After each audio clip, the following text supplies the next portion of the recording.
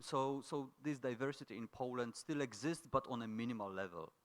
And I think we really, really lose a lot from the lack of diversity. And it is actually one of the things I really admire about Thailand and also about this university. It is the diversity here. It is the richness, the spectrum of backgrounds, cultures, yes, points of view, which I think is a very important precondition for social progress. So once again, thank you very much for that comment, and I added something to the opinion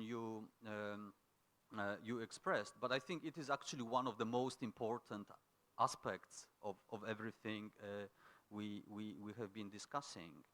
And if I can say one more thing, you know, when I got this invitation, I felt very honored, but I thought, well, it will be very difficult for me to come here and teach the Buddhist experts about Buddhism, okay? I'm not from a Buddhist country, and you know so much more about Buddhism than I could even imagine. But then we had these conversations several times. I understood that one of the important principles of Buddhism is the acceptance and respect for diversity. Yes, it is the acceptance of the fundamental idea of equality. Yes, and the idea of non-discrimination.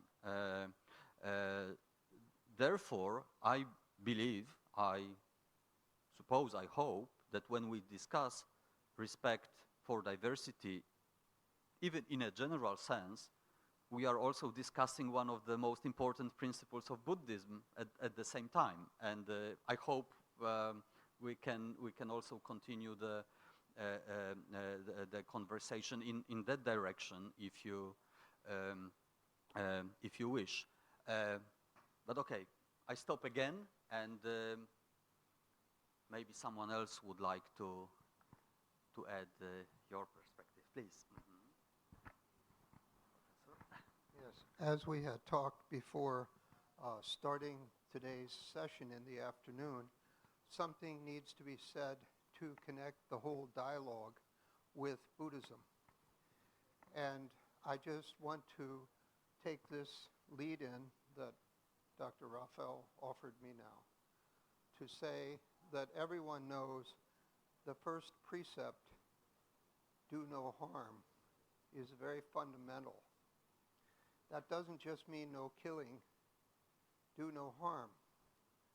No psychological harm, no physical harm, no racial slurs, no victimization, no invisibility of persons because they are in a class that's different from your class. Basically, we can go back to the Buddhist texts and we can see the Madhura Sutta, a sutta I'm now working on especially. And it gives 5 arguments why the Brahman belief that they are the best people is false, or as the text says in translation, just a sound in the world. So if we as Buddhists believe this, we will think about the first precept differently. We will think not lexically, like from a dictionary, but socially from the reality. That's just a lead-in. Maybe some other people would like to talk about ahimsa, nonviolence.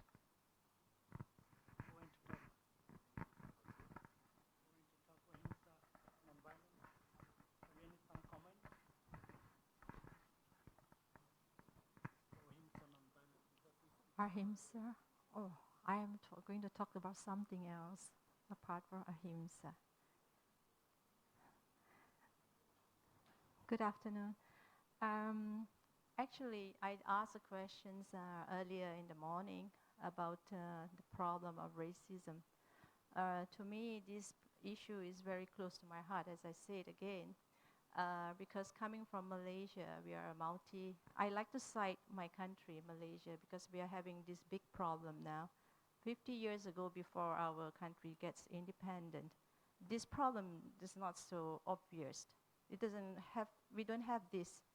But now we're having this problem. I think before we can find the answer, the solutions to racism, we need to know the cause first before we can reconcile. Because there are so many in my country, many activists, civil, like a professor, his work inspired me.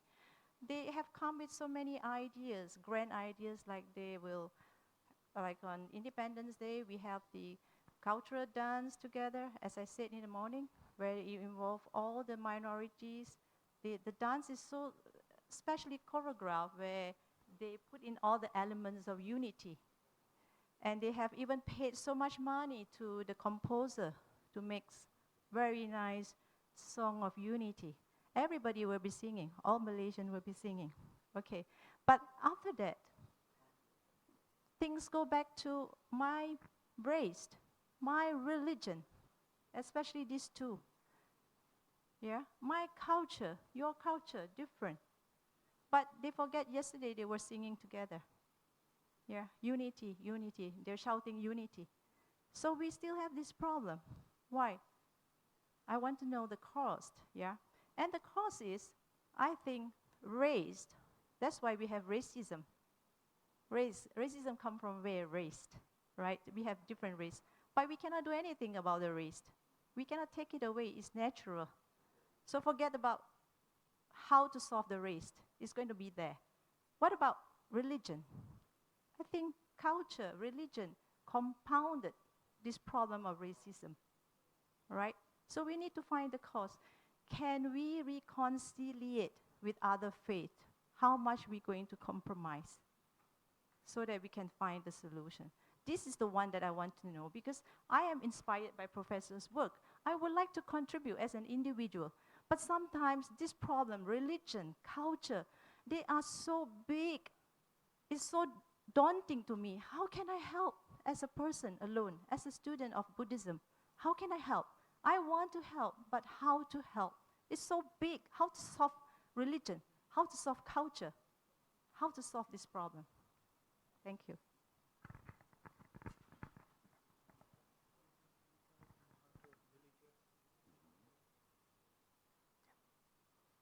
Well, thank you so much for this comment, and already what you said before the break very much inspired me to think about some of the issues you have raised. I think if I can just comment quickly on three things that you said, and then hopefully the others can join. I think one of the risks of intercultural dialogue, of course, is the superficial character of the dialogue. Like you said, yes, we can pretend we have a festival together, and the problems disappear. Well, it's not like that. And you are correct to point it out. The dialogue must not be superficial. It should go deeper, and we should seek a deeper form of understanding, not just on the superficial level of what is easy. Maybe sometimes the festival can be the first step. But it must not be the last step. If I get your idea right, I agree with you.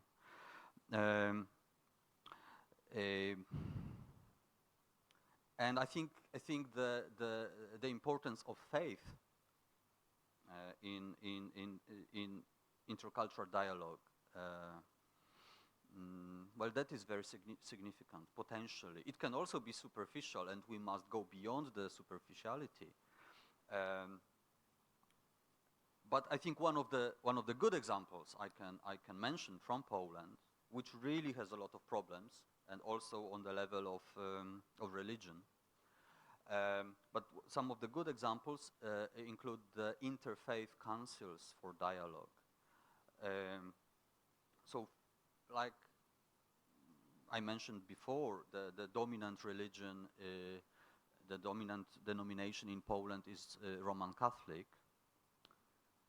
And it is very risky for us to assume that every Polish person must be a Roman Catholic. That is just wrong. That's not true, and it's actually dangerous to think that. But it is the biggest group, no doubt. But what is important is there exists a council for dialogue between Catholics and Jews. That plays a very important role in the case of Poland. But what is also interesting is the existence of a similar council, which is the Council for Dialogue between Catholics and Muslims. And that's actually quite unique, because I'm not aware of the existence of similar such councils in other countries. And I think that might be a good model to follow. But of course, you can ask a question about the effectiveness of those councils and those dialogues. And I think especially in the last years, well, we really see a big problem in Poland in the field of growing xenophobia and growing intolerance. And of course, not just in Poland, other European countries as well. But I know the Polish case well. So again, those councils, those platforms for dialogue, they are important. I believe they are doing some good work, but they're not doing enough good work. Okay, the next point I wanted to respond to is the relationship between race and racism. And that's really interesting, I think, because in a way we can argue, well, what is first? Is it the egg or the chicken? I think it's the chicken. So in a way, I would say we can look at it in a different way. We could actually say that it is racism that that produces race. Normally, we think race is natural. What can be more natural than the difference between black and white? Yes? We see it. It's obvious. It's biological. Well, it's a bit more complicated than that. If you look at the history of the idea of so-called race, it is more complicated. And historically, the perception of so-called race, the perception of biological differences, it has been evolving. It has changed a lot. So even the idea of blackness has evolved. We may think, well, it's very obvious, this is black, this is not black. Well, it's actually much more complicated. It very much results from the process of socialization, from the processes of political, cultural processes. Also, the legacy, the history of slavery is important here. And those things are much more complicated. And in a way, race as a concept, as an idea, is a product of society. It is a product of culture, including popular culture today. One of my master's teachers, Ernest Gellner, wrote a famous book on nationalism. In which he argued that it is not nations that create nationalism, it is nationalism that creates nations, which is a very paradoxical formulation, of course. But I think we can look at race and racism in a similar way. Sometimes it is our mind that produces the perception of race, and we are influenced by stereotypes in our own perception of reality. And well, I guess it's up to everybody to challenge this kind of racialized perception of reality. And I understand, again, it is easier said than done, because we are raised in a society that teaches us to see the difference between black and white. But coming back to your last point, maybe most important point, what can one do about this all? I think one of the answers, one of many possible answers, is for everybody, every one of us to be critical and also self-critical about the way we approach life, about the way we approach society, about the way we approach the other, and I think this is probably the best starting point. Yes, I think we can really challenge some of the ideas that are considered common sense, or as Gramsci would call it, ideas that are hegemonic, that everybody thinks are normal, are natural. In many cases, these ideas can actually be dangerous, and it is for us to challenge them. And that includes the idea of race, that includes the idea of xenophobic nationalism, and other ethnocentric and intolerant ideas. But once again, I know it's easier said than done. Are there maybe some more comments and opinions?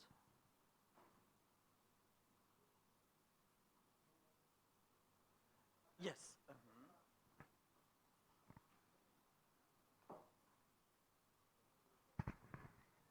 Thank you, Dr. Rafal. Before we leave the topic concerning unity events, I want to make an observation and make a question. Those of you who have studied colonialism in India may be aware of how the British played off the interests of the Muslims and the Hindus to each other, played them off against each other.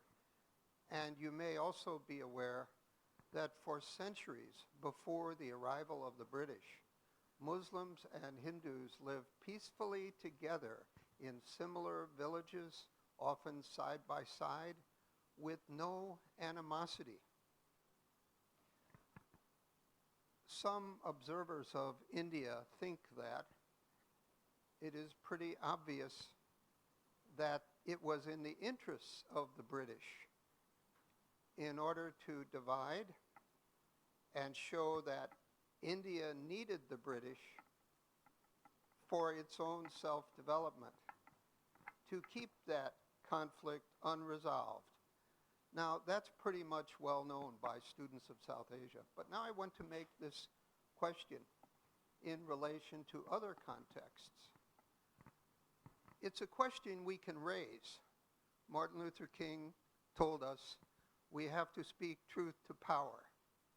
When we notice something that doesn't seem right, we have to speak up. So could it be, it's just a hypothetical, when you see something like what is happening and was reported about Malaysia, and you see that in other countries other than India, you can raise the question, whose interest is served by unity not happening? Whose interest is served? There are issues concerning land tenure. There are issues concerning finance.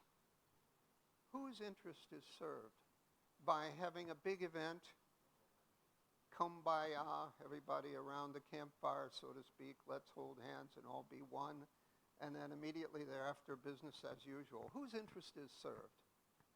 If you think a little bit, I believe you will find the answer. Thank you. Thank you very much, Ajar. And thank you also for mentioning the legacy of colonialism. I mentioned slavery, but that is just one of several big historical tragedies that should be mentioned when we talk about racism nowadays.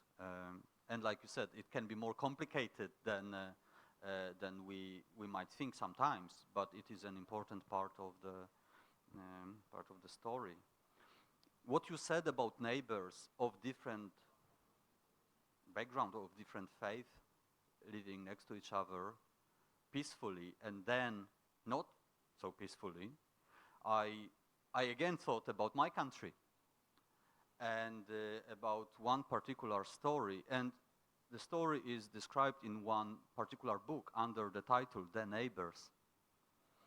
The book was published in the year 2000, and the events described in that book happened in 1 week of 1941. So it took almost 60 years for someone to write about it.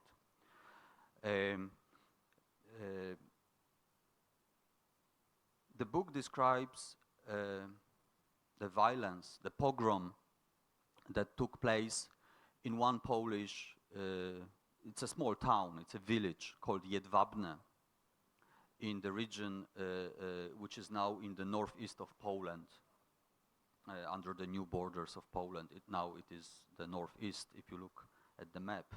And what happened was that the Polish inhabitants of this village killed the Jewish neighbors from that village by locking them in one house, which was set on fire. Apparently, that was not done, this crime was not committed by the Germans. It was done by the Polish neighbors. So it was not by the foreign power.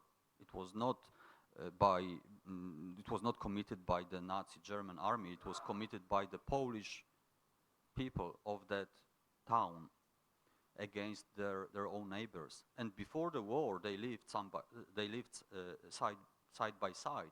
Actually, even the week before it happened, they lived side by side, more or less peacefully. Nobody would have predicted a crime of that scale could happen in one community. And when this book was published by my good friend Jan Tomasz Gross, who was born in Poland but who has lived in the US for many years, a big public discussion took place in Poland. I think in English you could call it a soul-searching discussion. It was very important for Poland today, for Polish identity, for the Polish relationship to our own history, to some of the crimes committed by members of our own community. Okay, and I think it was very important to confront this past, to deal with this past, to have this discussion in Poland in a very open way. It was the biggest discussion about a single book that I know of. It lasted for a couple of years, but it was a very big public debate about the nature of hatred, the nature of anti-Semitism and racism. And I guess one of the most important aspects of this discussion was precisely this: how easy it can be for neighbors to turn against the other neighbors. How easy it can be to divide a local community that exists for a long time and has lived peacefully for many centuries. And then there is a spark, there is an element of hateful propaganda, there is an element of the ideology of hatred and racism that sometimes sometimes it falls on fertile ground. Yes? And in this tragic case, well, it really had very deadly consequences. But I have to tell you, in a way, I was very proud of my country when we had this discussion around the year 2000, because not many countries in Europe, in our region, had the same kind of open debate about those crimes that were committed in our own country by members of our own group, okay?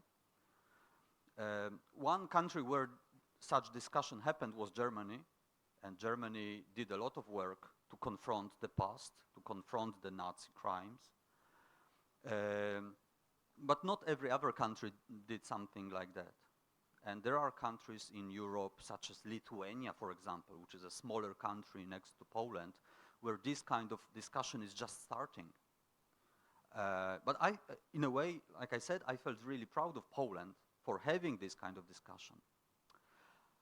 I think we made a lot of progress thanks to it. But one last thing I wanted to say is that this kind of progress cannot be taken for granted. And I think that unfortunately in the last years we lost some of that progress. And now it is again more difficult to raise those topics publicly in the case of Poland. And you know, every country is different, every situation is a little different. But I think once this kind of progress is made, there is also a risk of losing it. So it's really important to stay aware of the past and really be critical and self-critical also about one's own nation. And I imagine it's a kind of debate you are also having in the US about some of the difficult pages of American history. And I think it's an important debate for every society and for every country.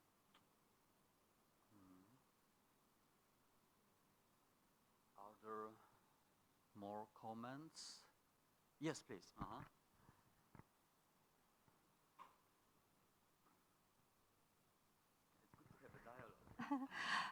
Professor, I like the idea of the football match to promote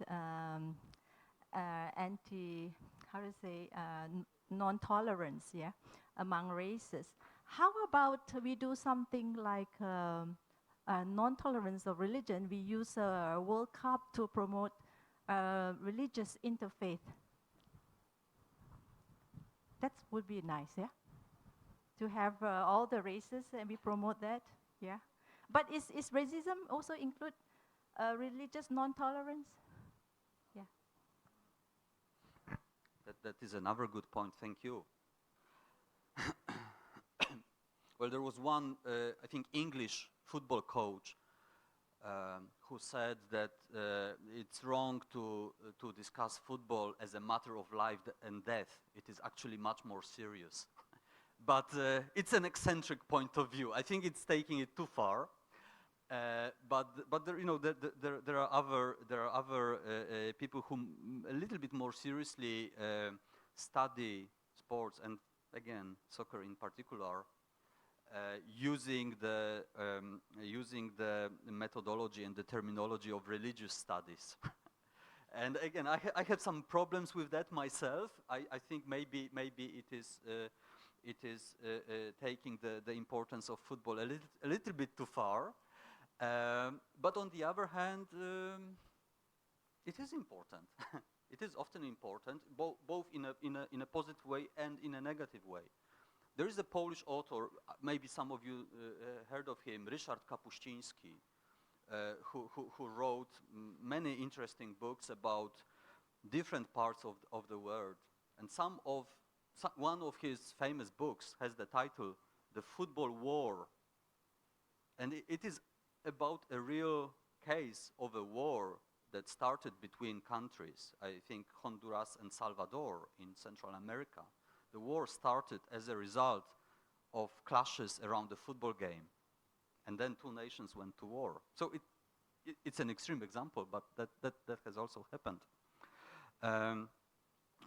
So yes, I believe it is really important to use sports in a positive way, and of course, in a way, Olympic Games. The idea of Olympic Games has this element from the start. Yes, bringing nations together through through sports, and as you may know, then the next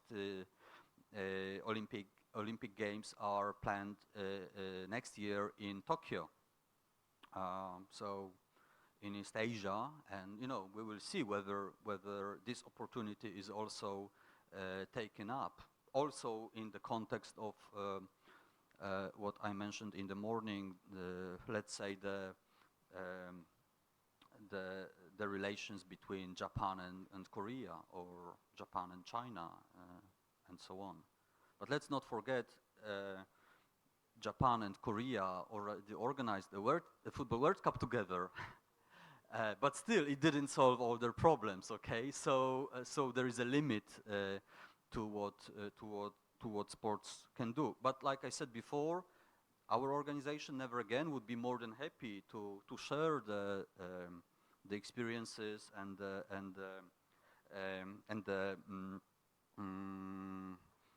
inspiration. If useful, also in the field of using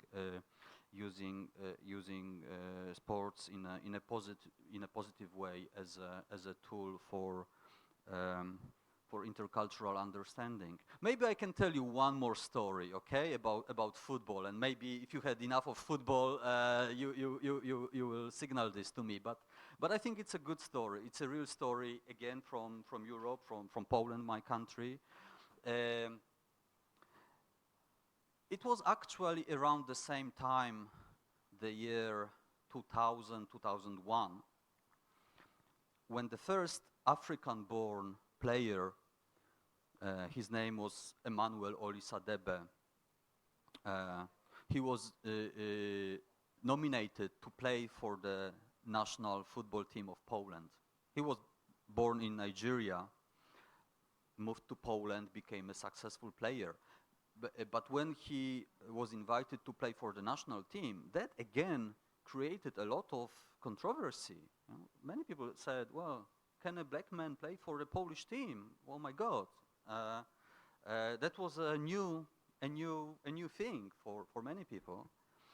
And he actually went through a lot of difficulty, and I know him personally. He told me those stories. He was pelted with bananas, even by fans of his own team. He was abused. He was spat on in the street, and he was not easily accepted. But very soon he became by far the best player on the Polish national team, and he actually got us qualified for the World Cup in Japan and Korea. It was really thanks to him. And he became a big national hero. So there were little kids wearing T-shirts with his name at the back, Olisadebe. He became a real national hero. And that was a really interesting case that I think helped many Polish people open up in terms of their thinking about national identity and what does it mean to be Polish. What is the importance of going beyond race in thinking about collective identity and community, etc. And so I think he played a big historic role. This one player, and maybe I can share an anecdote with you. It's a kind of joke, but it's a very edgy joke. It's a risky joke.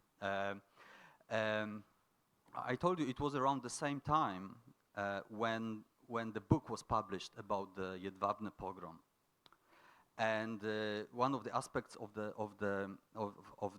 Jedwabne debate was that the president of Poland apologized to the Jewish people for the crime, and there was a lot of discussion in Polish politics, in media, should he apologize or not, and so on. So the joke is the following.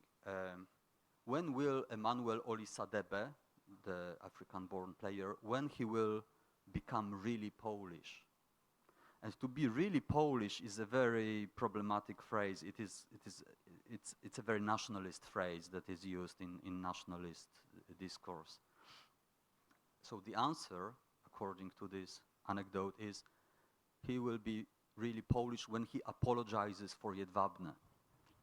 Okay? It's not even very funny.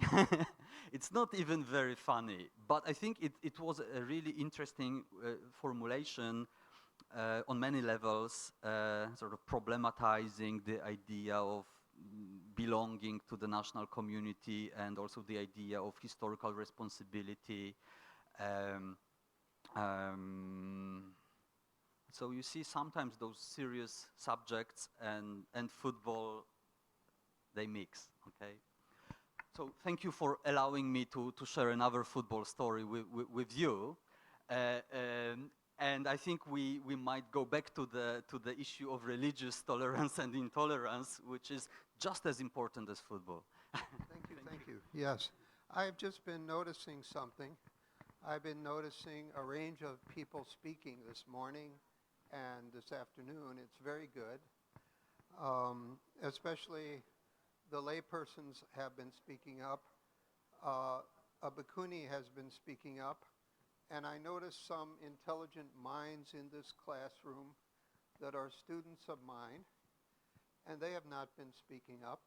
I just want to float the microphone here in this area to see if any venerables want to speak up. Just say something or pass along the microphone.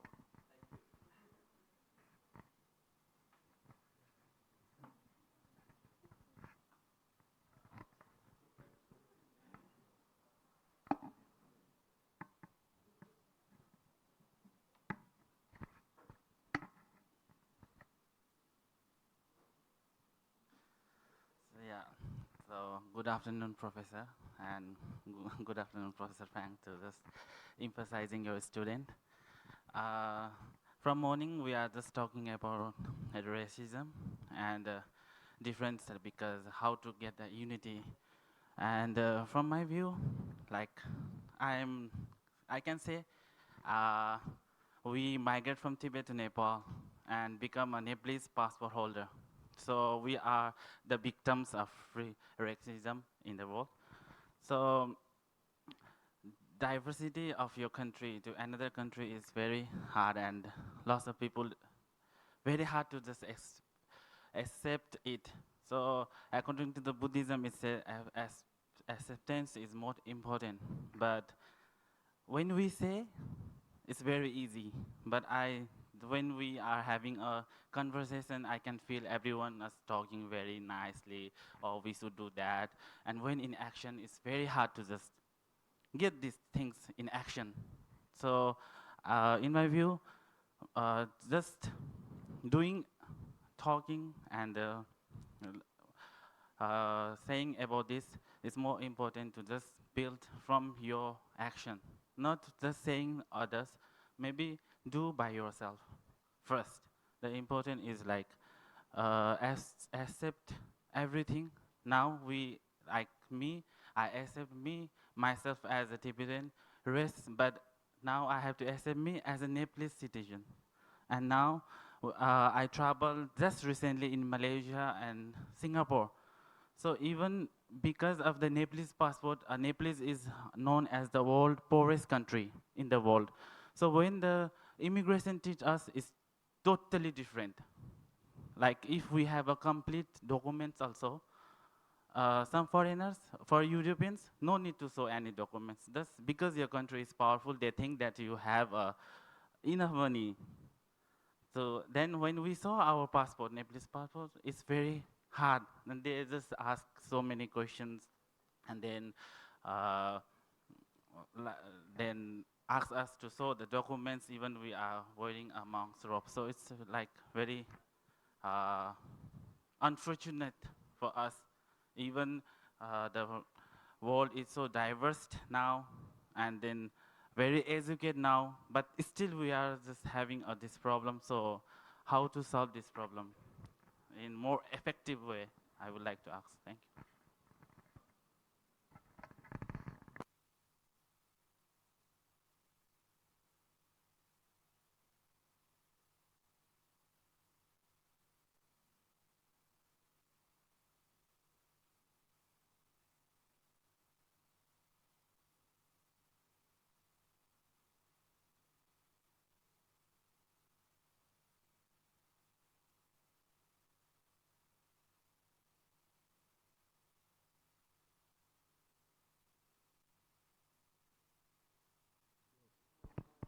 Hello. Thank you, Professor. And I want to talk about the third slogan. What should I call now? The slogan or the line Professor mentioned in the morning. That is the let's kick out the racists from the stadium.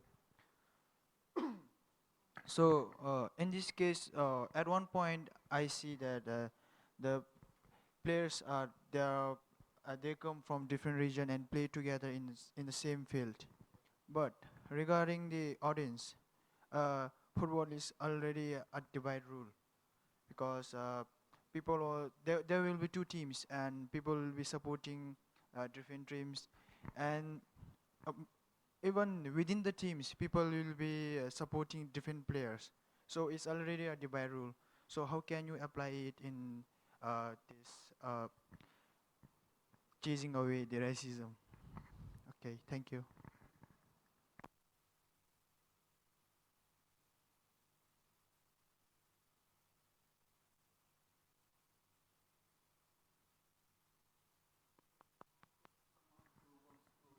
Say something now, and if not, then I can say something and then yeah, okay, then we continue. So well, thank you for both these points, and if I could just say, you know, once again, there are so many ways, I think, for each of us to, well, first to gain awareness of the importance of the issues of diversity, and second, the ability to act. I think one of the important fields is the field of social media, and many of us use social media, you know, Facebook and so on. There is a lot of hate speech on social media. I suppose all of us have seen it. That is also an important part of contemporary culture that needs attention. And our organization, Never Again, is a part of the International Network Against Cyber Hate. It is one of the networks where we participate on the international level. And again, it's a never-ending challenge, yes, but it's a very important part of our activity, addressing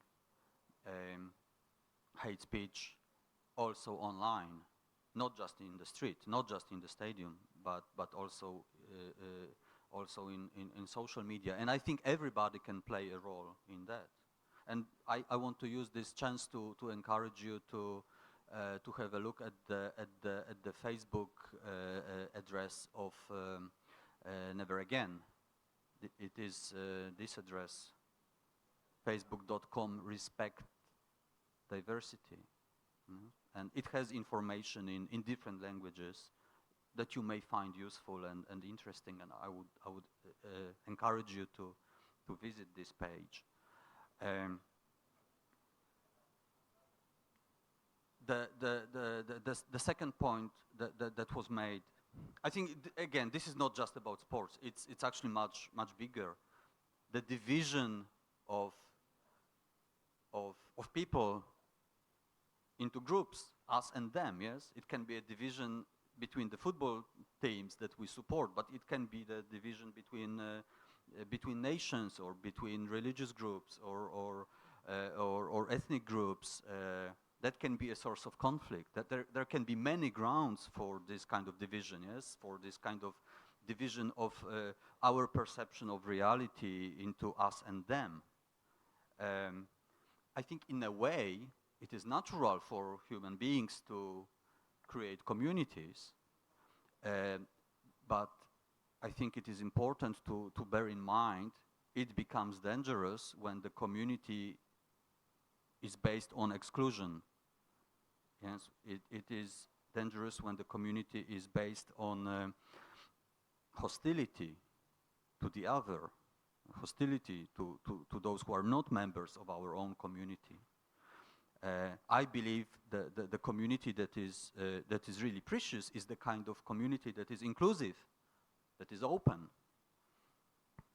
And it can be dangerous when it is a closed community based on ethnic or racial or other ties which make it closed, which make it exclusive, not inclusive. So I think inclusivity is important, and of course, it's important in sports, but it is important in every other sphere of life, in my opinion. Can I throw a question back to the audience? Can I ask all of us in this room, what else can we do if we are confronted with those challenges of intolerance and discrimination? I don't think there is one answer. There are many, many answers to this question, but let's talk about it.